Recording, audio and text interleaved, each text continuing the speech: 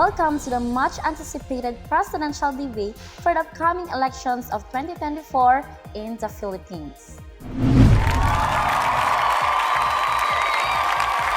Our candidates tonight represent different ideologies and experiences. Let's begin with the first topic, the executive power and qualifications of a president according to the 1987 Constitution. Good day, kababayan. I am Miriam. For how long of studying law degree from jurist to prosecutor, I have learned how the government efforts should be taken and who among us allowed to dare what the 1987 Constitution has to deal with us when it comes to political system. To respond the question from our moderator, what are the powers and qualifications of a president according to our present Constitution? In Section 1, Article 7 of the 1987 Constitution provides that the executive power shall be vested in the President of the Philippines. It clearly delineates the executive power, emphasizing the duty to execute and enforce laws. It is imperative for a president to understand and respect the division of powers to uphold the rule of law.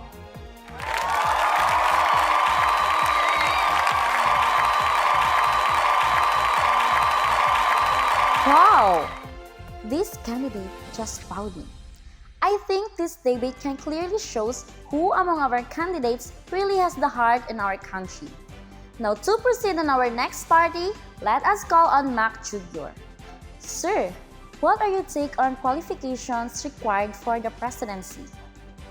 Magandang araw mga kababayan. Miriam, you really give a stunning answer, but give me a chance to hear me out. My qualifications are crucial. It is equally important to bring fresh to the governance. My experience as the son of the former president gives me a unique insight of our nation. It's time for a new vision, one that filled in progress and inclusivity. Sir, point of information. I think you really missed to answer what really needs to say. Well, Miriam, I respect how you respond to the questions. But as a leader, it is more important to directly give actions to every problem that the people might bear along the way. I'm not a bookworm person, but surely my body is committed to dig deeper to the development of our economy, to elevate the lives of our people.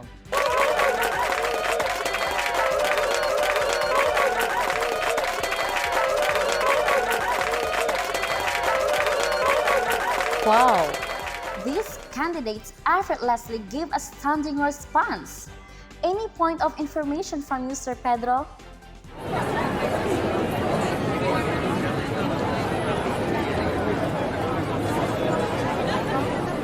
I think no point of information from our third candidate, but let us proceed to Sir Pedro.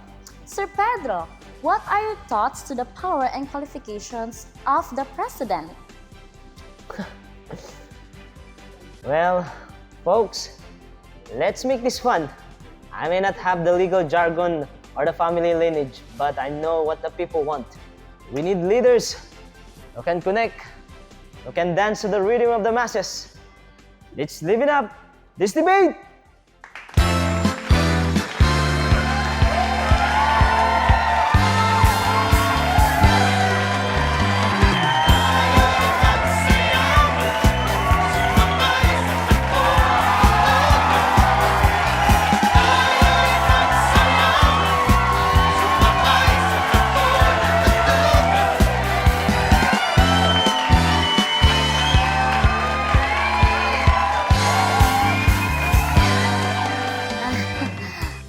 Okay, let's refocus on the issue at hand, shall we?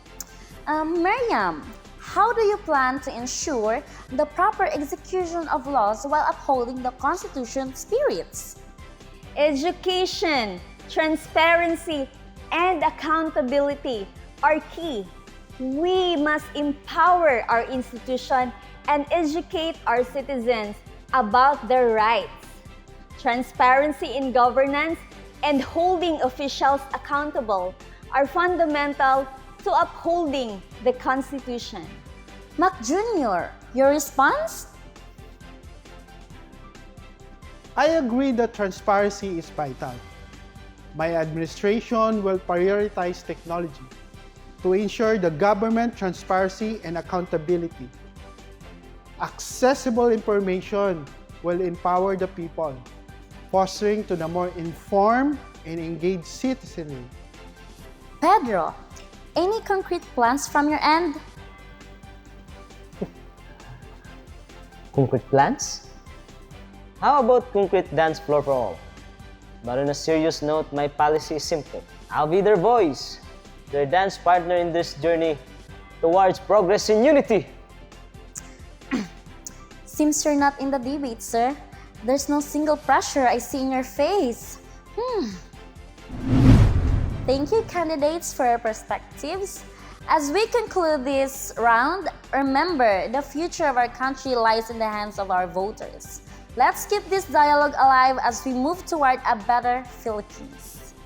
I think we have to know deeper our candidates more personally for the assurance of our people.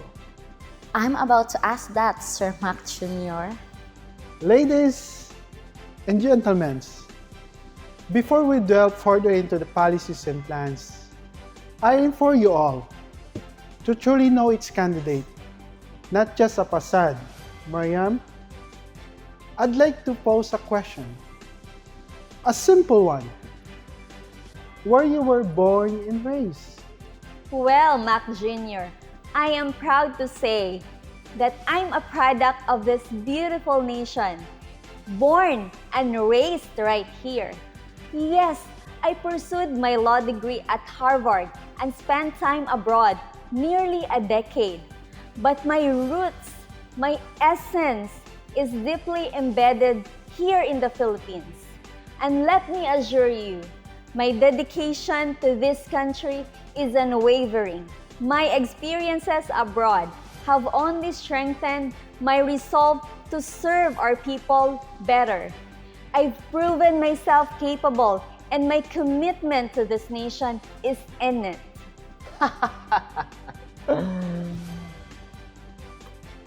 Well, isn't that something? We have Miriam, the globe-trotting advocate for the Philippines. Meanwhile, Mac Jr., probing into roots feels like a scene from a mystery movie. But folks, while they discuss birthplaces and passports, I'll stick to solving the real mysteries. Like, why the chicken crossed the road?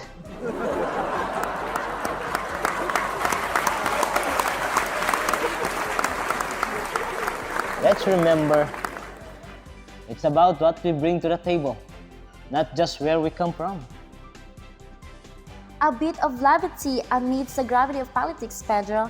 Now, let's refocus on the pressing issues. Mac Jr., your inquiry into background seems to strike a chord. Care to share your perspective, sir? Of course, moderator. It's not about questioning the allegiances or the dedication, but understanding the depth of the connection each candidate holds with our nation. Mariam, your qualifications are undeniable. But as we navigate these turbulent times, shouldn't our leader have unshakable tie to our homeland from birth? That emotional bond forged in the early years can't be replicated, can it? Your concern is valid. As Section 2, Article 7 of the 1987 Constitution states that no person may be elected as president unless he is a natural-born citizen of the Philippines, a registered voter, able to read and write, at least 40 years of age on the day of the election, and a resident of the Philippines for at least 10 years immediately preceding such election. Mac Jr., but let me assure you and the Filipino people that my bond in this country is intrinsic. The experiences overseas have enriched my perspective, but my heart beats for the Philippines. And my capabilities, honed through diverse experiences, make me more than just eligible. They make me the right choice to lead us forward. Insightful discourse indeed. Now, as we navigate through these elections fervor, let's remember the depth each candidate brings to the table. Policies and plans must align with the heart of our nations. Pedro, any thoughts to add before we proceed?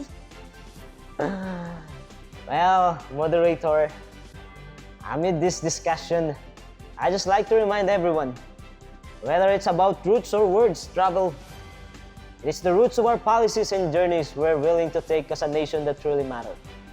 And if you are wondering why the chicken crossed the road, let's make sure it's to lead us to the brighter future for all Filipinos.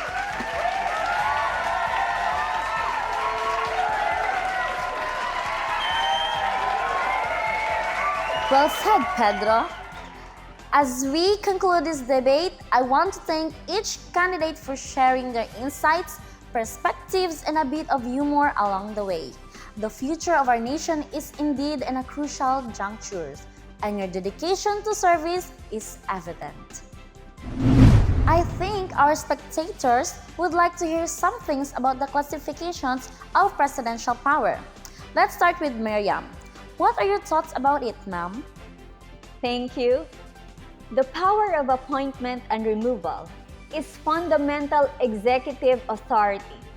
It rests on the President's shoulders to select key officials, ensuring their qualifications and alignment with the administration's goals.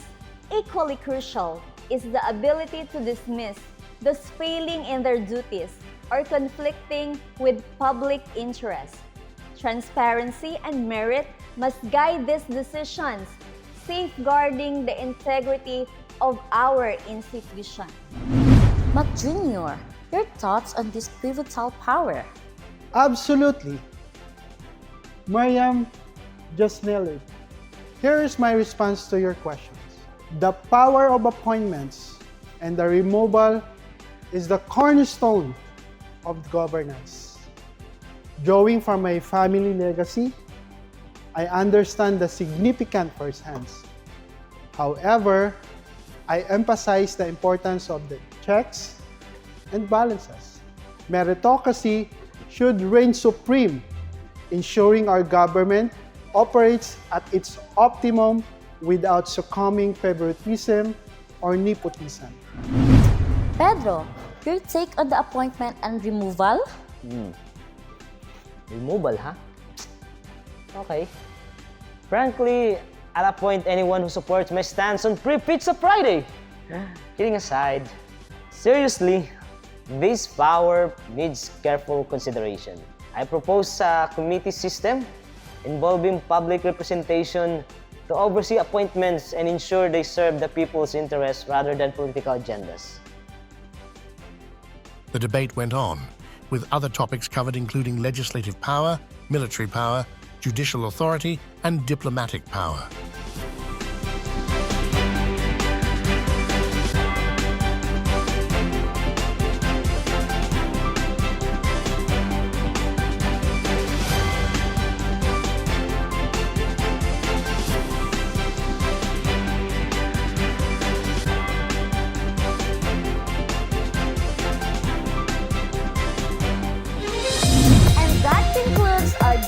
On the classifications of presidential powers. We thank our candidates, Miriam, Mac Jr., and Pedro, for their insightful perspectives. It's now up to the voters to decide whose visions aligns best with the future they envision for our nation. Thank you and good night.